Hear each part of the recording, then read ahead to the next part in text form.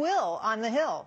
Congressman Charles Boustany is a Republican from Louisiana, and he joins me now live from Capitol Hill. Congressman, welcome. Great to be with you. Boy, you know, today there was a lot of posturing and a lot of promising. I want you to listen to something that Nancy Pelosi had to say that I found a bit confounding. I want your response. Here it is.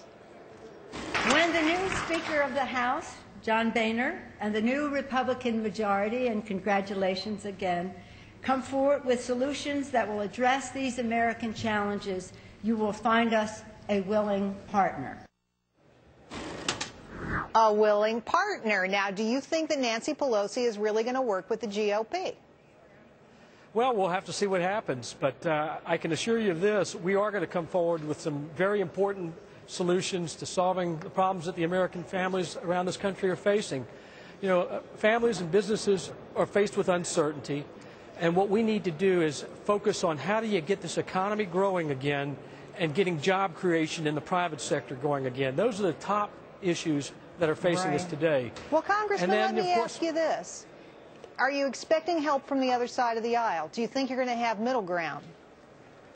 Well, I hope so, and we'll see. But, you know, the bottom line is we have a majority in the House now, and we're going to work with anybody who wants to work with us on these ideas.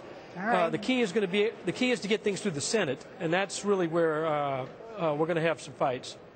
Well, you know, I guess that's not a ringing endorsement of what Ms. Pelosi had to say today, but it's fascinating anyway. A lot of the rhetoric today, a lot of the talk. I want to ask you also about Obamacare repeal. That's on tap for next Wednesday. It's not expected to go anywhere.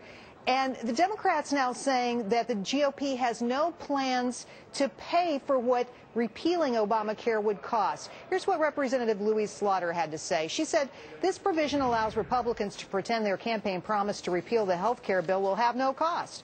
Their resolution simply instructs the House to ignore the triple-dollar increase in the deficit that will result. Now, I understand you're a doctor. Does Louise Slaughter have this right? Well, here's the issue.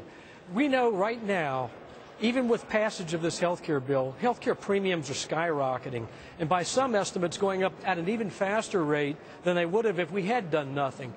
So I think we've got the American people behind us on this. We're going to repeal this bill in the House.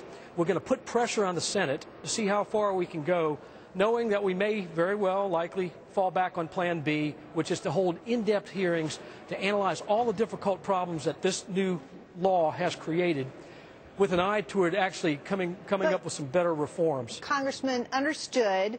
But what I'm really asking you here is the GOP is accused of ignoring the costs of repeal, and some Democrats saying that it will cost $1 trillion to repeal. Now, I find that astounding. Do you think that number is accurate? I don't buy that. No, not at all. And if you think about all the gimmicks that were used in the past to make this seemingly deficit neutral, they excluded the doctor fix. We still have a very temporary doctor fix in place. There are a whole host of issues that are left on the table. And as a doctor in Congress, I can assure you that we have to do this in a much better, a much more responsible way that meets the needs of the American people. It focuses on getting the cost down on insurance to where it's affordable through competition and transparency. It focuses on high-quality medicine. And it also focuses on how do we start to expand coverage in a responsible way.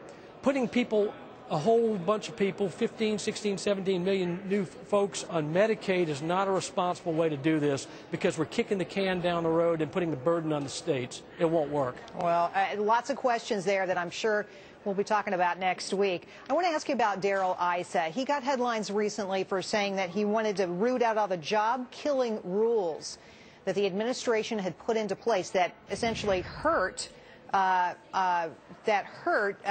growth. Do you think, is Issa going too far here? You know, he seems to be crossing that line, you know, going out, you know, talking to businessmen across the country about this issue, or is this the right way for Congress to do business? Well, it's important for us to hear from the business community to see what they're faced with today with regard to the new regulatory environment, whether it's in energy production or in the financial services world. Because, look, if we're going to create jobs, we have to understand what businesses are dealing with, whether it's a small business or a large corporation.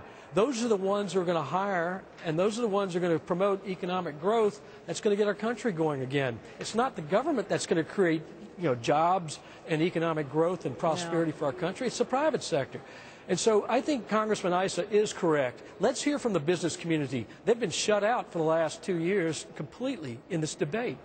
It's important for them to have a voice at the table because those are the job creators. Well, Congressman Boustany, we will be watching you guys.